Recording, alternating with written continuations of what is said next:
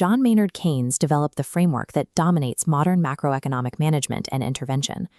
Friedrich Hayek and Ludwig von Mises championed the Austrian School, providing the primary theoretical counterweight to the Keynesian approach. The friction between these theories goes deeper than tax rates or political leanings. It is rooted in how each school defines the limits of human knowledge and the role of time in the market. The Keynesian approach relies on empirical positivism. It treats the economy as an observable machine. By measuring the right statistical outputs, policymakers believe they can accurately steer the system. This model calculates aggregate demand by combining total consumption, investment, government spending, and net exports into one unified metric. The Austrian School starts instead from a deductive axiom known as praxeology. This is the study of purposeful human action, operating strictly at the individual level. Under praxeology, the economy is a decentralized network of autonomous human beings making highly subjective, unquantifiable choices. Because human preferences change constantly, Austrians argue these choices cannot be isolated for repeatable mathematical experiments. They believe that rolling data into massive macro aggregates destroys the crucial micro-information of relative prices. This table outlines the resulting split. Keynesians prioritize macro aggregation and econometrics to manage short-term stability. Austrians rely on deductive reasoning, focusing on the intelligibility of individual action. If you believe the market is a measurable machine, you will confidently pull the levers to control it. If you view it as an unmappable human network, you recognize that centralized steering is impossible, and attempting it will only cause damage. This focus on the individual generates the Austrian subjective theory of value. Value is not an inherent physical property of a good. It exists only as a reflection of an individual's immediate needs and desires. Prices emerge as the monetary expression of subjective values. If tin becomes scarce, its price rises, instantly signaling distant market participants to conserve it. They don't need to know why. The price alone coordinates actions globally without central planning. Keynesians acknowledge the role of prices, but they emphasize a mechanical flaw, nominal rigidities, or sticky prices, particularly within the labor market.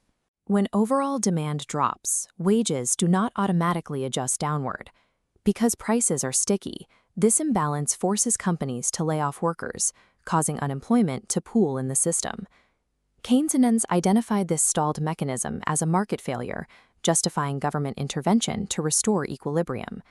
Austrians, however, view any external interference with prices as blinding the market's only sensory organ. To execute this intervention, Keynesians view fiat currency as a flexible tool. Central banks can easily expand liquidity to counter a recession. Austrians counter this with the demand for sound money. They argue that currency must be a market-produced commodity, such as gold, precisely so the state cannot arbitrarily expand it.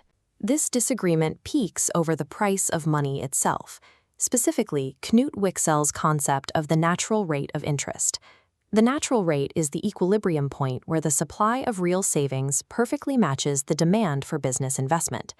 Keynesians often use central banks to push the rate below this natural equilibrium, injecting synthetic credit to stimulate borrowing. This table details the resulting divergence in monetary policy. Austrians advocate for sound money and market-determined rates, warning that inflation destroys savings.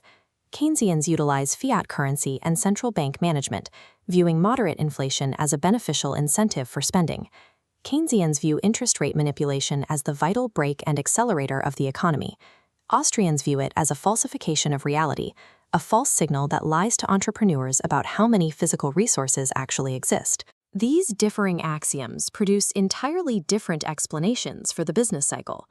For a Keynesian, a recession begins with a sudden psychological collapse in aggregate demand, often driven by a loss of consumer confidence or business animal spirits.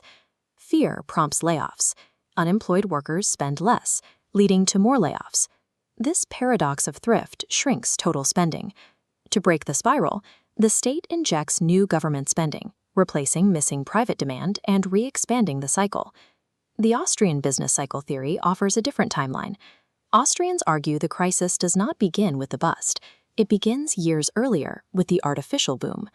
Cheap credit tricks businesses into massive roundabout production projects. Because these are not backed by real savings, they hit a wall of resource scarcity. Austrians view the ensuing bust as a corrective liquidation, returning resources to align with physical reality. When the market crashes, Keynesians see a failure of demand requiring immediate state rescue.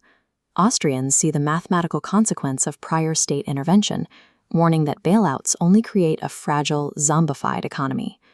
These theories have battled against a century of historical data.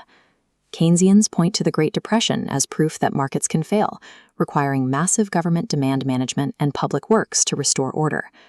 Austrians look at the exact same decade and argue that constant government intervention, price fixing, and the resulting regime uncertainty prevented the market from finding a new equilibrium, turning a severe recession into a 10-year depression. Fast forward to the 2008 financial crisis. Keynesians celebrated quantitative easing and bailouts for saving the global system from total collapse. Austrians condemned the exact same policies for protecting bad debt and setting the stage for future inflation. This table summarizes the final prescriptions. Austrians advise a laissez-faire response to recessions, minimal taxation, and allowing failing businesses to liquidate. Keynesians prescribe fiscal stimulus, tax management, and central bank intervention to mitigate damage. As global debt reaches historic heights, the choices of policymakers reflect this ongoing divide. We must either trust the Keynesian promise that experts can manage the system through sustained spending, or face the Austrian reality that an economy must eventually submit to sound money